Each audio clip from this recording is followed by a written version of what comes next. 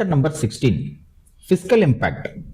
IPL பிசிசிஐக்கு மட்டும் கிடையாது, இந்தியன் கவர்மெண்ட்டுக்கு ஒரு பொன் முட்டையிடுற வாத்து.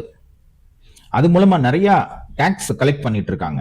பிசிசிஐ தங்களை ஒரு தொண்டு நிறுவனமாக கருதி வரி விலக்கு கோரினாலும் இன்கம் டாக்ஸ் டிபார்ட்மெண்ட் ஐபிஎல் ஒரு கமர்ஷியல் ஆக்டிவிட்டியா தான் பாக்குது. இதன் விளைவாக 2023 to 2024 பைனான்சியல் இயர்ல பிசிசிஐ 3000 இருந்து 4000 கோடி வரைக்கும் டாக்ஸ் கட்டியிருக்கு. ஜிஎஸ்டி, தி இன்டைரக்ட் டாக்ஸ்.